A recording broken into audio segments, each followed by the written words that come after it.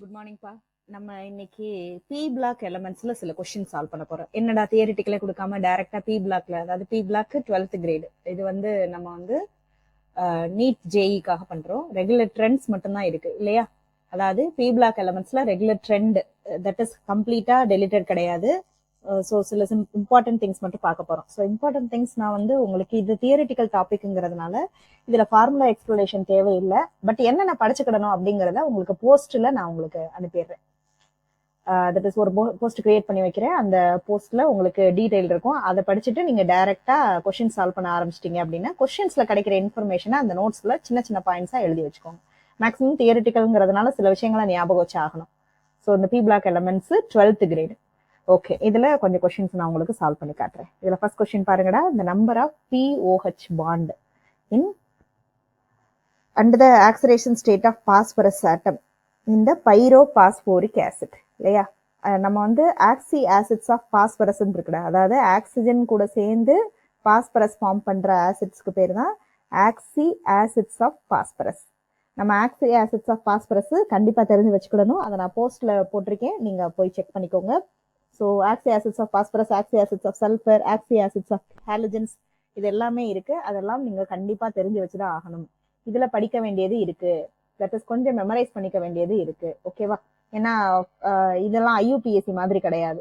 So ஒவ்வொரு நேமும் எதுக்காக வருது அப்படிங்கறத நீங்க ஏதாவது ஒண்ணு ஞாபகம் வச்சு, உங்களுக்கு எது ஈஸியா இருக்கோ அந்த இதுல ஞாபகம் வச்சு நீங்க மெமரைஸ் பண்ணிக்கோங்க. ஓகே, H4P2O7 அதோட ஸ்ட்ரக்சர் என்னங்கிறத நான் உங்களுக்கு காட்டுறேன். ஸோ பாஸ்பரஸ்க்கு மொத்தமா 5 வேலன்சி இல்லையா? ஸோ H4P2O7 மிடில்ல ஒரு பாண்ட் இருக்கும், ஒரு ஆக்சிஜன். அண்ட் பாஸ்பரஸ் வந்து டெட்ராஹெட்ரன் ஹைபிரிடைசேஷன், sp3 ஹைபிரிடைசேஷன்ல இருக்கும். OH இதுதான் H4P2O7. ஸோ இதுல ரீப்ளேசபிள் ஹைட்ரஜன் எத்தனைங்கிறது சும்மா ஒரு இன்ஃபர்மேஷனுக்காக கொடுக்குறேன். ரீப்ளேசபிள் ஹைட்ரஜன் பாருங்கடா. இந்த ஹைட்ரஜன் ரீப்ளேசபிள், இது ஹைட்ரஜன் ரீப்ளேசபிள், இது ரீப்ளேசபிள், இது ரீப்ளேசபிள். ஸோ மொத்தம் 4. So N factor will be 4. இது வந்து இந்த கொஸ்டினுக்கு அவசியம் இல்லாததுதான், பட் இருந்தாலும் என் ஃபேக்டர் தெரிஞ்சுக்கிடணும் இல்லையா? ஸோ இதனுடைய என் ஃபேக்டர்னு சொன்னாலும் சரி, பெசிசிட்டி அப்படின்னு சொன்னாலும் சரி, ஆசிட்ட சொல்றப்ப நம்ம என்ன சொல்லுவோம் அப்படின்னா நம்பர் ஆஃப் ரீப்ளேசபிள் ஹைட்ரஜன் பெசிசிட்டின்னு சொல்லுவோம். பெசிசிட்டி ரெண்டுமே 4. இந்த பாஸ்பரஸ் வந்து sp3 ஹைபிரிடைசேஷன். ஸோ இப்படி ஒரு கொஸ்டின் நம்ம அனலைஸ் பண்ணும்போது கிட்டத்தட்ட நிறைய விஷயங்களை தெரிஞ்சுக்கிடணும். அப்புறம் இந்த பாண்ட் இருக்கு இல்லையா, இந்த பாண்ட் தட் இஸ் sp3 ஹைபிரிடைசேஷன்னா இந்த பாண்ட் என்னவா இருக்கும்? கண்டிப்பா d-பை, தட் இஸ் பாஸ்பரஸ்ல இருந்து d-பை, ஆக்சிஜன்ல இருந்து p-பை, d-பை பாண்ட். ஓகேவா? இந்த பாண்டு d-பை பாண்ட். இது எல்லா விஷயமும் தெரிஞ்சுக்கிடணும் ஒரு கொஸ்டின் சால்வ் பண்றப்ப. சரி, ஆனா நம்மளுக்கு தேவையானது இப்ப எங்க இருக்கு அப்படிங்கறத இப்ப செக் பண்ணிக்கணும். நம்மளுக்கு தேவையானது எந்த இடத்துல என்ன கேட்டிருக்காங்க அப்படின்னா எத்தனை POH பாண்ட் இருக்கும் அப்படின்னு கேட்டிருக்காங்க இல்லையா? 4 POH பாண்ட் இருக்கு. So 4 POH. அந்த ஆக்சிடேஷன் ஸ்டேட் ஆஃப் பாஸ்பரஸ் வேணும் இல்லையா? ஆக்சிடேஷன் ஸ்டேட் ஆஃப் பாஸ்பரஸ்க்கு நார்மலாவே நீங்க கண்டுபிடிச்சுக்கிடலாம். தட் இஸ் இதுக்கு வந்து ஆக்சிஜன் வந்து -2 ஆக்சிடேஷன் ஸ்டேட்ல தான் இருக்கு. ஏன்னா ஆக்சிஜன் வந்து ஒருவேளை பெராக்சைடு லிங்கேஜ்ல இருந்ததுன்னா ஆக்சிஜனுக்கு -1. எதுல அப்படின்னா பெராக்சைடு. இதுல பெராக்சைடு லிங்கேஜே இல்லை. பெராக்சைடு லிங்கேஜ்னா OO அப்படின்னு இருக்கிறதுக்கு பேரு பெராக்சைடு லிங்கேஜ். அப்படிப்பட்ட பெராக்சைடே இங்க இல்லைங்கிறதுனால ஒவ்வொரு ஆக்சிஜனுக்கும் 2- தான். ஸோ H4P2O7 இது ஆல்ரெடி உங்களுக்கு தெரியும்டா. பாஸ்பரஸோட ஆக்சிடேஷன் ஸ்டேட் 2 பாஸ்பரஸ் இருக்கிறதுனால அதோட ஆக்சிடேஷன் ஸ்டேட் 2x அப்படின்னு எடுத்துக்கிறேன். இங்க 7 ஆக்சிஜன், ஸோ -14, இங்க +4, ரைட்?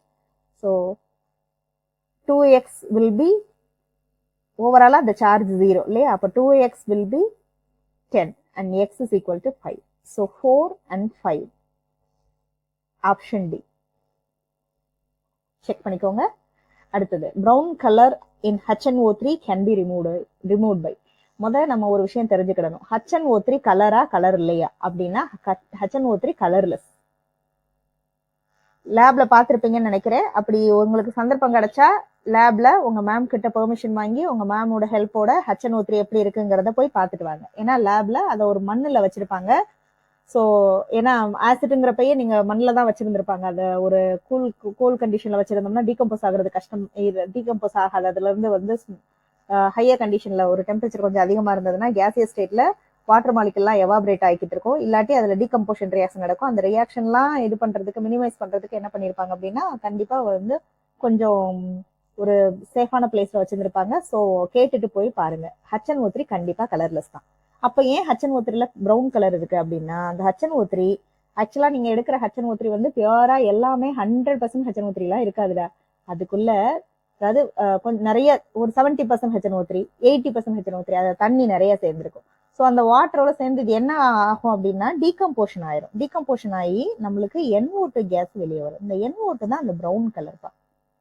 ஸோ இந்த ப்ரௌன் கலரு உள்ள இருக்கு அப்படின்னா உங்க நைட்ரிக் ஆசிட்டை நீங்க 70% எடுத்து வச்சிருக்கீங்க அப்படின்னா அந்த 70%ல ஏதோ நிறைய டீகம்போஸ் ஆயிருந்திருக்கு. அப்போ நீங்க எடுத்த 70% கரெக்டா உள்ள இருக்காது. சம் 65 60 50 தான் இருக்கும். ஏன்னா கலர் ப்ரௌன் கலரா ஆகிக்கிட்டே இருக்கு அப்படின்னா நிறைய டீகம்போஸ் ஆயிருச்சு, HNO3 இல்ல அப்படின்னு அர்த்தம். சரி, இப்ப இந்த NO2 வந்து நம்மளை இன்ஹிபிட் பண்ணிடக்கூடாதுங்கிறதுக்காக இந்த NO2 நீங்க ரிமூவ் பண்ணணும்னு நினைச்சீங்கன்னா நீங்க ஏரை பாஸ் பண்ணீங்கன்னா ஏரோட டென்சிட்டி அதிகம் இல்லையா, அது போய் NO2 ரீப்ளேஸ் பண்ணிட்டு ஏர் உள்ள போய் பிளேஸ் ஆயிடும். ஸோ நீங்க என்ன பண்ணணும் அப்படின்னா பாசிங் ஏர் த்ரூ வார்ம் ஆசிட். அடுத்தது இன் நைட்ரோப்ரூசைடு அயான் த அயான் Fe இல்லையா and NO exists as Fe2+ and NO+, rather Fe3+ and NO. ஆக்சுவலா Feக்கு ரெண்டு ஆக்சிடேஷன் ஸ்டேட் இருக்கு, Fe2+ and Fe3+. அப்புறம் the only positive ligand is nitronium ion. அதே மாதிரி நைட்ரோசைல் லிகண்ட் ஒன்று இருக்கு, அது வந்து 0 ஆக்சிடேஷன் ஸ்டேட். இப்போ இந்த ரெண்டு நான் எப்படி கண்டுபிடிக்கிறது? Fe வந்து 2+ல இருக்கா Fe3+ல இருக்கா அப்படின்னா இப்ப Fe ஒருவேளை 3+ல இருந்ததுன்னா கண்டிப்பா NO வந்து 0 ஆக்சிடேஷன் ஸ்டேட் தான் இருந்திருக்கும். தட் இஸ் நைட்ரோசைலா இருக்கும், நைட்ரோனியமா இருந்திருக்காது. ஸோ நைட்ரோனியம் லிகாண்டா இருக்கு அப்படிங்கறத நான் எந்த விதத்துலதான் இப்ப ப்ரூவ் பண்றது அப்படின்னு பார்த்தா ஒருவேளை Fe வந்து 2+ ஸ்டேட்ல இருக்குங்கிறத நம்ம ப்ரூவ் பண்ணிட்டோம்னா எஸ் NO வந்து பிளஸ் ஸ்டேட்ல தான் இருக்கும். வேணா செக் பண்ணி பார்ப்போமா? சோடியம் நைட்ரோப்ரோசைடு அப்படிங்கறதோட formula FeCN 5 times NO. So இத பாருங்க, இப்போ வந்து இதுல -2 சார்ஜ், ஓகேவா? இதான் ஆக்சுவலா சோடியம் நைட்ரோப்ரோசைடு. இப்ப பாருங்க, நான் அயனோட ஆக்சிடேஷன் ஸ்டேட் கண்டுபிடிக்கிறேன். X -5, இதுக்கு +1 நான் ஒரு வேளை போட்டிருந்தேன் அப்படின்னா இங்க -4 இருக்கும். அது இந்த பக்கம் போச்சுன்னா X +2 மாறிடும். இந்த கேஸ்ல இது +2. சப்போஸ் அதே இதை FeCN சோடியம் நைட்ரோப்ரோசைடு எடுக்கிறேன். இந்த சோடியம் நைட்ரோப்ரோசைடு ரொம்ப முக்கியம், ஏன்னா GOCல ஒரு அனாலிசிஸ் பார்ட்ல வேற இது வருது, அதனால தெரிஞ்சு வச்சுக்கோங்க. இப்ப இதுல வந்து ஒருவேளை இது நான் நைட்ரோசைலுக்கு 0ன்னு எடுத்துக்கிட்டேன்னு வச்சுக்கோங்க. X -5 0, that will be equal to -2 அப்படின்னா X ஈக்குவல் டு +3. ஸோ இந்த இடத்துல +3 ஆக்சிடேஷன் ஸ்டேட்ல இருந்திருக்கும், இந்த இடத்துல +2 ஆக்சிடேஷன் ஸ்டேட்ல இருந்திருக்கும். எப்போ நைட்ரோசைல் வந்து பிளஸ்ஸா இருந்தது அப்படின்னா இது வந்து 0வா இருந்ததுன்னா நான் எப்படி ப்ரூவ் பண்றது? இப்ப Fe ப்ரூவ் பண்ணிட்டா சரியா போயிடும். அப்ப எப்படி ப்ரூவ் பண்ணணும்னா மேக்னெட்டிக் மொமெண்ட் கண்டுபிடிச்சு ப்ரூவ் பண்ணலாம். ரொம்ப ஈஸி இல்லையா?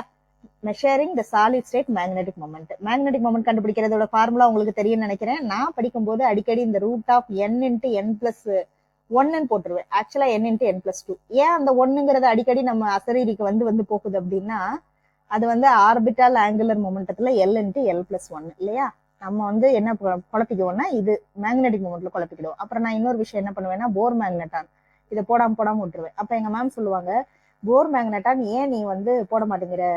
நான் நிறைய இதுல யூனிட் போடலனாலும் நீங்க என்ன ஒன்னும் சொல்லல இல்ல அப்படின்னா, ஆனா இதுக்குன்னு உனக்கு யூனிட் ரொம்ப முக்கியம். ஏன் யூனிட் ரொம்ப முக்கியம்னா போர் மேக்னெட்டான்ங்கிறது வெறும் யூனிட்டா நீ பார்க்க கூடாது, அது ஒரு வேல்யூ h/2π. அது வந்து ரூட்டுக்கு வெளியே இருக்கு அப்படிங்கிற நாலேஜ் உனக்கு இருக்காங்கிறது தான் ரொம்ப முக்கியம். அது ரூட்டுக்குள்ள இருக்கா, ரூட்டுக்கு வெளியே இருக்கா, போர் மேக்னெட்டான் ஏன் போடுறோம், அது சம் கான்ஸ்டன்ட் அப்படிங்கறதெல்லாம் உனக்கு தெரியணும் அப்படிங்கறத எனக்கு தெளிவா எக்ஸ்பிளைன் பண்ணிடுறாங்க. சரி, ஓகே. இப்போ நான் இதை சொல்றேன். Fe2+ இருக்கு இல்லையா, அதனுடைய மேக்னெட்டிக் மொமெண்ட் என்ன வருதுன்னு பார்ப்போம். இங்க நீங்க அடிக்கடி பண்ற இன்னொரு தப்ப நான் சொல்லட்டுமா? ஃபர்ஸ்ட் Fe2+, அதாவது Feக்கு 26 அட்டாமிக் நம்பர், 2+னா 24, டைரக்டா 24 கான்ஃபிகரேஷன் எழுதுவீங்க. பயங்கரமான தப்பு வரும் அதுல. அப்படி பண்ணக்கூடாது. நியூட்ரல் ஆட்டத்துக்கு ஃபர்ஸ்ட் எழுதிடணும். நியூட்ரல் ஆட்டத்துக்கு என்ன? Feக்கு ஆர்கன் கான்ஃபிகரேஷன் 4s2 3d6. நீங்க டைரக்டா எழுதுனீங்க அப்படின்னா வேற கான்ஃபிகரேஷனை போட்டுருவீங்க. டைரக்டா 24க்கு எழுதக்கூடாது. இப்ப 24க்கு வரணும், அதாவது அதுல இருந்து 2 எலக்ட்ரான் எடுக்கணும்னா அந்த 4s2 தான் ரிமூவ் பண்ணணும். ஸோ 4s2 ரிமூவ் பண்ணீங்கன்னா உங்களுக்கு என்ன வரும் அப்படின்னா ஆர்கன் கான்ஃபிகரேஷன் 3d6 வரும். நீங்க நார்மலா 24க்கு எழுதிருந்தீங்கன்னு வச்சுக்கோங்க, உங்களுக்கு என்ன வந்திருக்கும்? நீங்க குரோமியம் கான்ஃபிகரேஷனை, அதாவது குரோமியம் கான்ஃபிகரேஷனை எழுதி வச்சிருந்திருப்பீங்க. 4s1 3d5ன்னு எழுதி வச்சிருப்பீங்க. அப்படி பண்ணக்கூடாது. ஏன்னா இங்க Fe எடுத்துட்டு அதுல இருந்து 2 எலக்ட்ரானை எடுக்கிறோம்னா அவுட்டர் ஷெல்ல இருந்து 2 எலக்ட்ரான் போயிட்டு 3d6 ஃபில்லப் ஆயிருக்கு அப்படின்னு அர்த்தம். இப்ப 3d6னா நம்பர் ஆஃப் அன்பேர்ட் எலக்ட்ரான்ஸ் என்ன வருது அப்படிங்கறத பார்ப்போம். 3d6ங்கிறது according to Hans rule 1 2 3 4 5 6. So number of unpaired electrons 4. So 4 into 4 plus 2 டோட்டலா 24 போர் மேக்னட்டான், ரூட் 24 போர் மேக்னட்டான் தான் இருந்திருக்கும்.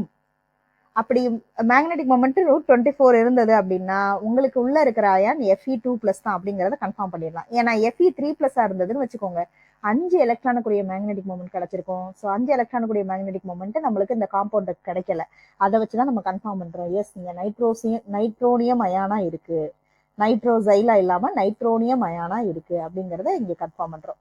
புரிஞ்சிருக்கும்னு நினைக்கிறேன்டா. புரியலன்னா எனக்கு வாட்ஸ்அப்ல சொல்லுங்க, இந்த இடத்துல புரியல மேம், நீங்க இந்த இடத்துல வந்து இன்னும் கொஞ்சம் கிளாரிட்டி கொடுங்க அப்படிங்கிற மாதிரி கண்டிப்பா சொல்லுங்க, நான் உங்களுக்காக ஹெல்ப் பண்றேன். அடுத்தது பாருங்கடா, NH4ClO4 + HNO3 அதை வந்து ஹீட் பண்ண உடனே என்ன ஃபார்ம் ஆகும்னு சொல்லியிருக்காங்க, HClO4. ஜஸ்ட் டிஸ்பிளேஸ்மெண்ட் ரியாக்ஷன் தான், அதாவது ஜோடியை மாத்திக்கிச்சு, மியூச்சுவல் டிஸ்பிளேஸ்மெண்ட். ஸோ HClO4 தூக்கிடுச்சு, அப்ப NH4NO3 தான் தூக்கி இருந்திருக்கும். இது mutual displacement, that is double displacement reaction. So அந்த NH4NO3 தான் ஆப்ஷன், ஃபர்ஸ்ட் ஆப்ஷனே தெரிஞ்சு போச்சு. அப்படி பார்த்தோம்னா இதுதான் ரைட். இது டீகம்போஸ் ஆச்சு அப்படின்னா, நீங்க ஹீட் பண்ணி டீகம்போஸ் ஆச்சுன்னா உங்களுக்கு என்ன ஃபார்ம் ஆகும் அப்படின்னா, லைட்டா ஹீட் பண்ணீங்க அப்படின்னா உங்களுக்கு N2O ஃபார்ம் ஆகும்டா. இன்னும் கொஞ்சம் ஹெவியா ஹீட் பண்ணீங்கன்னா அந்த N2O ஃபர்தரா N2O மாறுற வரைக்கும் வாய்ப்பு இருக்கு, தெரிஞ்சு வச்சுக்கோங்க. ஸ்டாக்கியோமெட்ரிலாம் வேண்டியது இல்லடா, ஏன்னா நம்ம வந்து ரெகுலர் ட்ரெண்ட் தான் ரொம்ப முக்கியம், அது ஒரு விஷயம். இன்னொன்னு, இந்த மாதிரி இன்ஆர்கானிக் ரியாக்ஷனுக்கு நம்ம ஸ்டாக்கியோமெட்ரி வந்து எந்த இடத்துல அப்படின்னா, ரெடாக்ஸ் டைப் பேலன்சிங்ல கொஸ்டின் கேட்டிருந்தாங்கன்னா ஓகே, பட் அப்படிலாம் இல்லைங்கிறப்ப நீங்க ஸ்டாக்கியோமெட்ரி தேவையில்லை. எனக்கு தெரிஞ்சு இந்த பி பிளாக் எலமெண்ட்ஸ்ல எங்கேயுமே ஸ்டாக்கியோமெட்ரி தேவையில்லை, ரெடாக்ஸ் ரியாக்ஷன்ல தான் ஸ்டாக்கியோமெட்ரி தேவை. ஸ்டாக்கியோமெட்ரினா என்ன அர்த்தம், பேலன்ஸ் பண்ண வேண்டிய அவசியம் இல்லைன்னு சொல்றேன், சரியா? என்ன காம்பவுண்ட் இம்பார்ட்டண்டா ப்ரொடியூஸ் ஆகுங்கிறத தெரிஞ்சுக்கிட்டா போதும். சரி, அடுத்த கேஸ் வாங்க.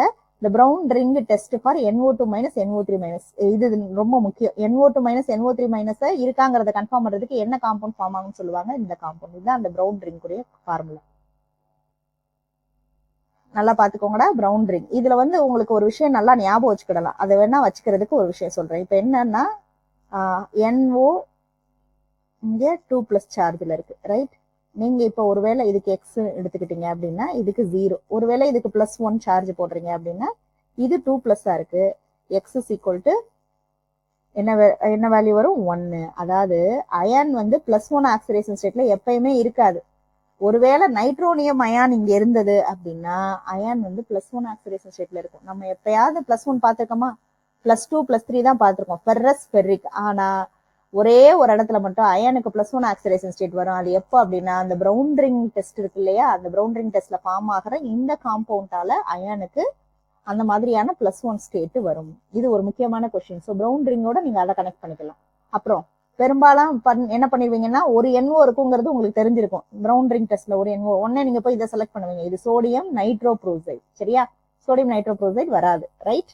ப்ரௌன் ரிங் டெஸ்ட் வேற. அடுத்தது பாருங்க, an element X forms compounds the formula XCl3 form பண்ணதான், X2O5 ஃபார்ம் பண்ணதான், Ca3X2 ஃபார்ம் ஆகுதான், Ca3X2 இதுல இருந்து ஒரு இன்ஃபர்மேஷன் கிடைக்கும். Ca3X2 இங்க பாருங்க, இது இங்க போயிரு, இது இங்க போயிரு. அப்படின்னா நெகட்டிவ் அயானா இருக்கும்போது அதனுடைய வேலன்சி மைனஸா இருக்கு, தட் இஸ் -3 இருக்கணும் சார்ஜ், இல்லையா? நான் அதனால நைட்ரஜன் கன்ஃபார்ம் பண்றேன்.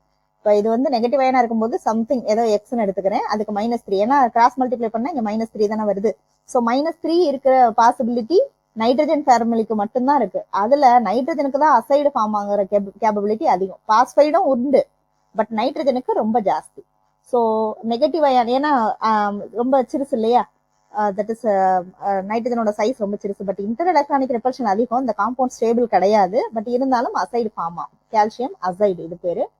So and does not form NCl5. இதுல இருந்து கிளியரா தெரிஞ்சிருச்சு, NCl5 அதாவது XCl5, அதாவது நைட்ரஜனுக்கு 5 எலக்ட்ரானையுமே எடுத்து 5 பாண்ட் ஃபார்ம் பண்றதுக்கு வாய்ப்பே கிடையாதுப்பா. ஆனா நைட்ரஜனுக்கு அப்புறம் வர எல்லா எலமெண்ட்டுக்கும் PCl5 BiCl5 இதுக்கெல்லாம் பாசிபிலிட்டி இருக்கு. ஆனா இதுக்கு நீங்க என்ன செஞ்சாலும், எந்த கண்டிஷன் கொடுத்தாலும், நான் ஸ்பான்டேனியஸா இருந்தா கூட பாசிபிளே இல்லை. ஏன் அப்படின்னா, இப்ப பாருங்க PCl5 எப்படி கொடுக்குதுங்கிறத பாருங்க. PCl5ல இதான் சென்ட்ரல் ஆட்டம், NS2 NP3 இல்லையா, அதாவது 3s2 3p3 இதுதான் இதனுடைய கிரவுண்ட் ஸ்டேட்.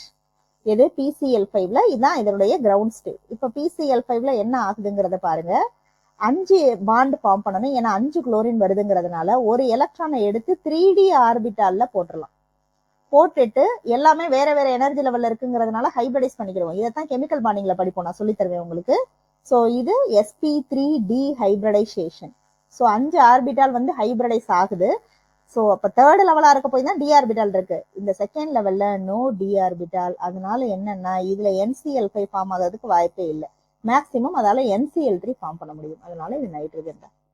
அடுத்த கொஸ்டின் வரேன். Pick out the wrong statement. The nitrogen has the ability to form p/p/1. correct பா. Bismuth has a metallic nature. ஏன்னா மேல இருந்து கீழே வரும்போது என்ன ஆகும் அப்படின்னா மெட்டாலிக் பிஹேவியர், அதாவது எலக்ட்ரோபாசிட்டிவ் அதிகமாகிட்டே வரும். Nitrogen, phosphorus, arsenic, antimony, bismuth. So பிஸ்மத்துக்கு மெட்டாலிக் கேரக்டர் அதிகமா இருக்கும். ஸோ மெட்டாலிக் பாண்ட்ஸ் இருக்கும். Catenation tendency is higher in nitrogen when compared with other elements of the same group. இது தப்பு. ஏன்னா கேட்டினேஷன் டெண்டன்சி வரணும்னா கோவலன்ட் கேரக்டர் இருக்கணும், as well as என்ன இன்டர் எலக்ட்ரானிக் ரிப்பல்ஷன் கொஞ்சம் மினிமைஸா இருக்கணும், ரைட்? ஸோ இங்க கேட்டினேஷன் ப்ராப்பர்ட்டி பாஸ்பரஸ்க்கு தான் ஜாஸ்தி. ஸோ ரொம்ப சைஸ் பெருசா உள்ள இன்டர் எலக்ட்ரானிக் ரிப்பல்ஷனும் இதா இல்லை. ஸோ பாஸ்பரஸ்க்கு தான் ஜாஸ்தி. பாஸ்பரஸ் இருந்தா P4 எல்லாம் கேள்விப்பட்டிருப்பீங்க. நைட்ரஜன் அப்படி பண்ண முடியாது. ஸோ கேட்டினேஷன் டெண்டன்சி அதுக்கு இல்லை. சரி, இருந்தாலும் 4வது ஆப்ஷனை செக் பண்ணிடலாம். Nitrogen has the higher first ionisation enthalpy when compared with another element. இது ஆப்வியஸ்லி கரெக்டா தான் இருக்கணும். ஏன்னா மேல இருந்து கீழே வர வர சைஸ் பெருசாகுது. அப்போ சைஸ் கம்மியா இருந்ததுன்னா ஃபர்ஸ்ட் அயனைசேஷன் என்தால்பி அதிகமா தானே இருக்கணும். இதுல எலக்ட்ரானிக் கான்ஃபிகரேஷனை கம்பேர் பண்ண அவசியம் இல்லை. ஏன்னா எல்லாத்துக்கும் எலக்ட்ரானிக் கான்ஃபிகரேஷன் ஒண்ணுதான். ஏன்னா இது வந்து நைட்ரஜன் ஃபேமிலி எலமெண்ட்ஸோட கம்பேரிசன் தான். ஸோ ஒரு ஃபேமிலியில ஒரு குரூப்ல எல்லா ஃபேமிலிஸுக்கும் ஒரே மாதிரியான எலக்ட்ரானிக் கான்ஃபிகரேஷன் தான் இருக்க போகுது. ஸோ எலக்ட்ரானிக் கான்ஃபிகரேஷன் வச்சு இது ஹாஃப் ஃபில்டு அப்படிலாம் யோசிக்க கூடாது. ஏன்னா இதையும் வேற ஏதாவது குரூப் மெம்பரையும் நம்ம வந்து கம்பேர் பண்ணோம்னா தான் நீங்க அப்படி பண்ணிக்கிடணும். ஆனா இதுக்கு அப்படி செய்யக்கூடாது. ஏன்னா ஒரே எலக்ட்ரானிக் கான்ஃபிகரேஷன் தான் இருக்க போகுது.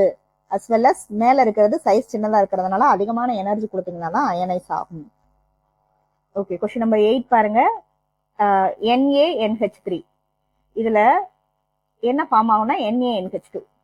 இது எப்படி தான் தெரிஞ்சுக்கிறது அப்படின்னு நீங்க நினைச்சீங்கன்னா பிரிட்ஜ் ரிடக்ஷன்ல இதை தாண்டா பண்ணிருப்பீங்க. ஆர்கானிக் கெமிஸ்ட்ரியில பிரிட்ஜ் ரிடக்ஷன், அதாவது அல்கைனை எடுத்திருப்பீங்க, சோடியம் இன் லிக்யூட் அமோனியால சேர்த்திருப்பீங்க. என்னன்னா சோடியம் ஒரு எலக்ட்ரானை ரிலீஸ் பண்ணிடும். அந்த electron will be trapped by NH3 molecule. அப்ப என்ன ஆகும் அப்படின்னா இந்த இடத்துல ப்ளூ கலர் சொல்யூஷன் ஃபார்ம் ஆகும். இதை நீங்க 2 இடத்துல படிச்சிருந்திருப்பீங்கடா. ஸோ எஸ் பிளாக் எலமெண்ட்ஸ் முன்னாடி இருந்திருந்தா அதை படிச்சிருந்திருப்பீங்க. இப்ப எஸ் பிளாக் எலமெண்ட்ஸ் இல்ல, டெலிட்டட். அதனால அதை தெரிஞ்சு வச்சுக்கோங்க. அதாவது எந்த ஒரு ஃபர்ஸ்ட் குரூப் எலமெண்ட்டையும் எடுத்து லிக்விட் அமோனியால போட்டீங்கன்னா அதுல இருக்க ஒரே எலக்ட்ரான் மட்டும் வெளியே வரும். ஏன்னா ஃபர்ஸ்ட் குரூப் எலமெண்ட் ஒரு எலக்ட்ரானா ஈஸியா லாஸ் பண்ணிடும் இல்லையா?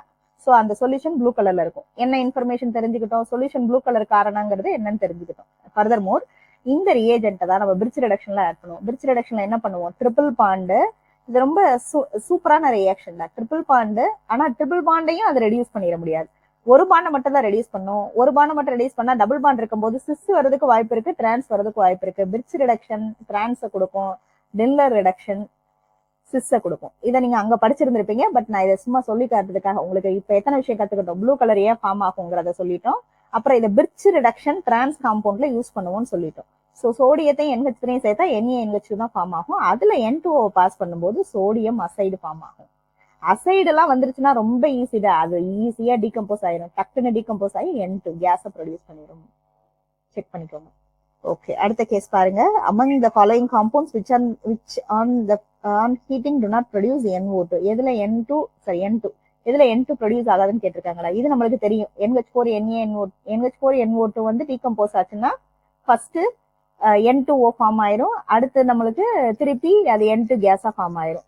அசைடு சொல்லவே வேண்டாம், கம்ப்ளீட்டா டக்குன்னு N2 கேஸை ப்ரொடியூஸ் பண்ணிடும். இந்த அம்மோனியம் குரோமேட், அம்மோனியம் சால்ட்ஸ் வந்துருச்சுனாலே ஃபர்ஸ்ட் N2O ஃபார்ம் பண்ணுண்டா, அதுக்கப்புறம் டக்குன்னு N2 ஃபார்ம் பண்ணிடும்.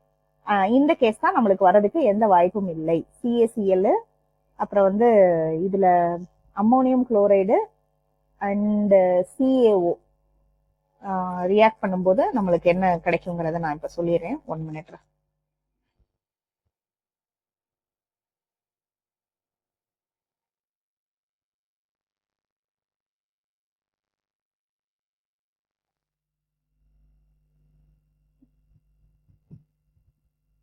NH4Cl CaO இது சேர்க்கும் போது நம்மளுக்கு என்ன கிடைக்கும்னா அம்மோனியா கேஸ் கிடைக்கும். மற்றதெல்லாம் அப்படி இல்லை. அம்மோனியம் சால்ட்ஸ் இருக்கு இல்லையா, அந்த அம்மோனியம் சால்ட்ஸ் எல்லாமே ஈஸியா வந்து N2O ஃபார்ம் பண்ணி நம்மளுக்கு காம்பவுண்ட் கொடுக்கும். பட் NH4Cl அண்ட் CaO சேர்க்குறீங்க அப்படின்னா இதுல கண்டிப்பா NH3 தான் ஃபார்ம் ஆகும். ஏன்னா இதுல வந்து இங்கெல்லாம் பாத்தீங்கன்னா குரோமியம் இருக்கு, ஒரு எலமெண்ட் ஆக்சரைஸ் பண்ணலாம், ஒரு எலமெண்ட் ரெடியூஸ் பண்ணிடலாம். அப்படிப்பட்ட 2 எலமெண்ட்டை செலக்ட் பண்ணலாம், அம்மோனியா, குரோமியம். இங்க வந்து குரோமியம் என்ன +6 ஆக்சரேஷன் ஸ்டேட்ல இருக்குண்டா. அம்மோனியால NH3 வந்து N வந்து -3 இல்ல N வந்து +3 ஆக்சரேஷன் ஸ்டேட். இருங்களா ஒரு நிமிஷம். NH3க்கு என்ன வருங்கிறத, NH3க்கு என்ன வருமோ அதான் அங்கேயும் வரும். ஸோ ஹைட்ரஜனுக்கு வந்து +1 இல்லையா, நைட்ரஜனுக்கு -3. So -3 charge நைட்ரஜனுக்கு. -3 இருந்துச்சுன்னா அது என்ன செய்ய முடியும், ஆக்சிடைஸ் தான் ஆக முடியும். அதே மாதிரி +6 இருக்கும்போது அது ரெடியூஸ் தான் ஆக முடியும். ஸோ ரிடக்ஷன், ஆக்சிடேஷன் ரெண்டும் சேர்ந்து ஒரே காம்பவுண்ட்ல இருக்கு. அதே கேஸ் தான் இங்கேயும், ஒரு நைட்ரஜன் ரெடியூஸ் ஆகலாம், இன்னொரு நைட்ரஜன் ஆக்சிடைஸ் ஆகலாம். பட் இந்த கேஸ்ல பாருங்க கால்சியம் 2+, இங்க கால்சியம் 2+ ரெடியூஸ் பண்றது ரொம்ப ரொம்ப கஷ்டம்ப்பா.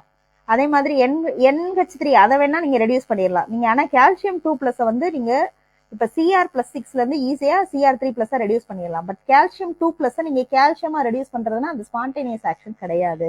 அதனால இதுல இருந்து NH4 ரிலீஸ் ஆயிருங்க. ஓகே, அடுத்த கேஸ் சாரி NH3 ரிலீஸ் ஆயிரும், அமோனியா கேஸ் ரிலீஸ் ஆயிரும். அடுத்த கேஸ் பாருங்க, metal X on heating in nitrogen gas gives Y. Okay, மெட்டலை நைட்ரஜன் கேஸோட ஹீட் பண்றாங்கன்னா, சும்மா சோடியம்னு எடுத்துக்கிறேன். நைட்ரஜன் கேஸோட ஹீட் பண்றாங்கன்னா சோடியம் அசைடு ஈஸியா ஃபார்ம் ஆயிரும். இல்ல பேரியம் கூட நீங்க எடுக்கலாம். Y ஆன் ட்ரீட்மெண்ட் வித், நான் சும்மா இதை ஒரு எக்ஸாம்பிளுக்கு தான் எழுதிருக்கேன், அப்புறமா தான் போய் சாய்ஸை பார்ப்பேன். அப்படிதான் நீங்க பண்ணணும். நிறைய கொஸ்டின்ஸ் ஒர்க் அவுட் பண்ணிட்டு அந்த கொஸ்டின் நல்லா ஒர்க் அவுட் பண்ணிட்டு அந்த ஆன்சர் சாய்ஸ்ல இருக்கான்னு போய் தேடணும். அப்பதான் உங்களுக்கு நிறைய இன்ஃபர்மேஷன் கிளியர் ஆகும். Treatment with H2O gives a colorless gas. Okay, H2O ஓட ட்ரீட் பண்ண அசைடு வந்து டீகம்போஸ் ஆச்சுன்னா N2 ரிலீஸ் பண்ணுண்டா, H2O ஓட ஹீட் பண்ணீங்கன்னா NH3 ரிலீஸ் பண்ணும். இது CaSO4 கூட சேர்ந்து கலர் ஃபார்ம் ஆகும். எஸ், அப்கோர்ஸ் நம்மளுக்கு வந்து CuNH3 4 டைம்ஸ் SO4ங்கிறது கலர் தான். ஸோ வந்து இது கலரா ஃபார்ம் ஆகும், எல்லாமே கரெக்ட் தான். பட் NaN2 அசைடு இருக்கணும். இங்க என்ன அசைடு இருக்கு அப்படின்னு பார்த்தா மெக்னீஷியம் அசைடு மட்டும் தான் இருக்கு. நான் சும்மா சோடியம் அசைடை எக்ஸாம்பிளா எடுத்து காட்டினேன், மெக்னீஷியம் அசைடு கூட எடுத்துக்கலாம். ஸோ அசைடு வேணும் நம்மளுக்கு. ஸோ 10 கொஸ்டின்ஸ் நம்ம பண்ணியாச்சு. ட்ரை பண்ணி பாருங்க. இந்த P பிளாக் ரொம்ப ஈஸி தான். நான் நைட்ரஜன் கேஸ்க்கு மட்டும் தான் பண்ணியிருக்கேன். நீங்க நிறைய கொஸ்டின்ஸ் ஒர்க் அவுட் பண்ணிட்டு எந்த கொஸ்டின் தெரியலையோ, எந்த பார்ட் தெரியலையோ, இல்ல இந்த மாதிரி இதுல எனக்கு ஒரு 10 கொஸ்டினை தொடர்ந்தாப்புல எக்ஸ்பிளைன் பண்ணிடுறீங்களா அப்படிங்கிற மாதிரி எனக்கு கேளுங்க. தேங்க்யூ.